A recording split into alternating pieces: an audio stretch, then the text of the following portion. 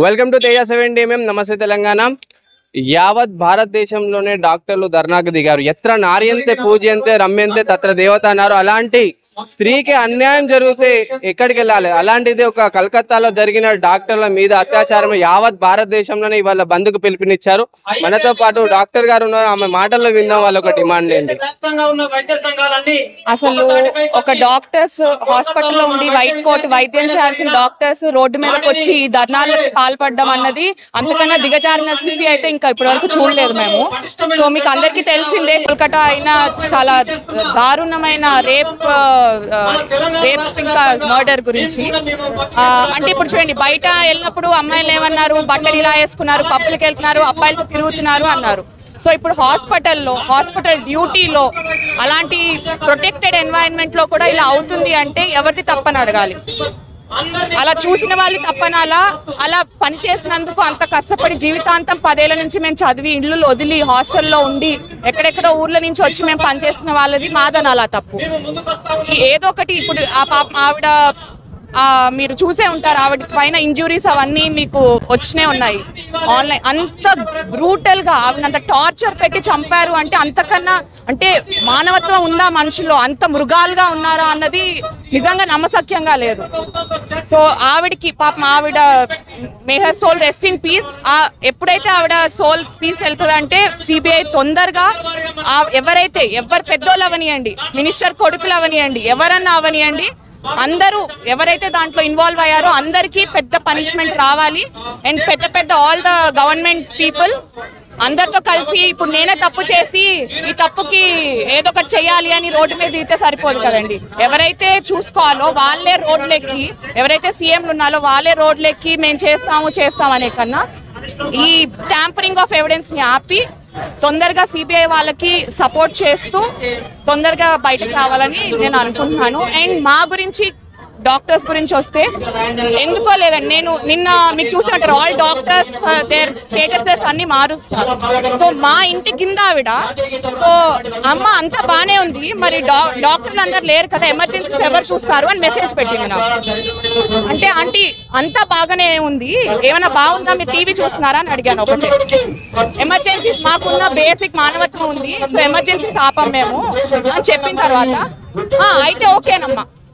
ఇది ఒక మెడికో కాకుండా ఇదేదో డాక్టర్ని చేశారు, డాక్టర్ల కోసం అన్నట్టే మాట్లాడుతున్నారు కానీ బయట నాన్ మెడికోస్ అన్నది ఇలా ఉండే స్థితి. సో ఆవిడ అంతా అయిపోయిన తర్వాత కొంచెం అన్న మానవత్వం ఉండాలి అని నేను డైరెక్ట్ గా చెప్పేస్తాను. సో ఇట్స్ ఆల్ అబౌట్ మనిషి మైండ్ మారాలి.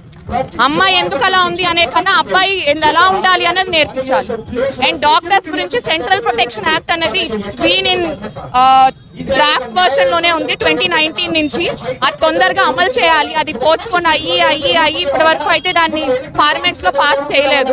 సో ఒకసారి అది ప్రాపర్ సెంట్రల్ ప్రొటెక్షన్ యాక్ట్ ఏంటి అంటే డాక్టర్ల పైన మొత్తం కంట్రీలో ఏ చిన్న దాడైనా వాళ్ళ పైన వెంటనే స్ట్రిక్ట్ యాక్షన్స్ తీసుకుంటారు. సో అది మాకు వెంటనే రావాలి.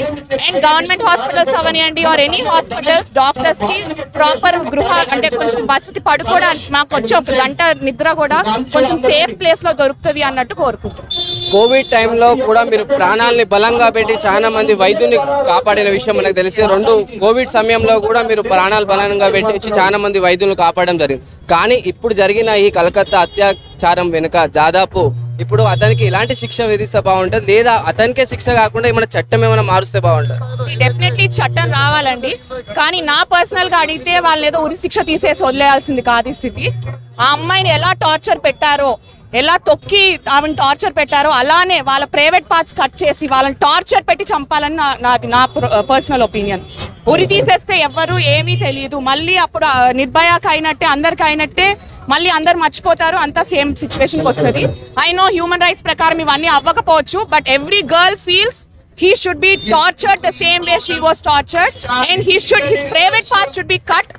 అన్ని కట్ చేసి వాడిని నరకయాతన పెట్టి చంపాలని మా ఆశ. ఇవాళ 17 ఆగస్టు ఇవాళ దేశవ్యాప్తంగా మొత్తం డాక్టర్లందరూ ధర్నాకు దిగారు. ఓకే, ఇలాంటి ఈ ధర్నా మీద కేవలం మీరు 2-3 రోజులే ఉంటుందా, లేదంటే చట్టం మార్చే వరకు మీరు కొనసాగిస్తారా? లేదండి, చట్టం మారేంత వరకు మేము అందరం మా పైన ఎవరి నుంచి ఆర్డర్స్ వచ్చినా, చాలా ప్రెషర్ వచ్చినా కూడా మేము తగ్గేదే లేదు. మేము అంత ప్రాపర్ తీర్పు వచ్చి అండ్ ఆ యాక్ట్ అన్ని అమలు అయ్యేంత వరకు మా ధర్నా ఇలానే నడుస్తుంది. అండ్ మీరు ప్రజలు దీంట్లో మమ్మల్ని సపోర్ట్ చేయాలని కోరుతున్నాను. ఇది ఎందుకంటే ఎమర్జెన్సీస్ మేము ఆపట్లేదు, సో కేవలం ప్రజలను ఆలోచించుకునే ఎమర్జెన్సీస్ ఆపట్లేదు. సో మీరు కూడా ఈ దాంట్లో మమ్మల్ని సపోర్ట్ చేస్తారని కోరుతున్నాను. ఓకే, ఇవాళ చూస్తున్నాము రాష్ట్ర వ్యాప్తంగా కూడా, తెలంగాణ రాష్ట్ర వ్యాప్తంగా డాక్టర్లందరూ ధర్నాకు దిగారు. ఎట్టి పరిస్థితిలో కఠిన చర్యలు తీసుకోవాలని చెప్పి డిమాండ్ చేస్తున్నారు. ఈ డిమాండ్ ని ఖచ్చితంగా చట్టాలు మార్చే వరకు కొనసాగిస్తుందని చెప్తున్నారు. Thank you.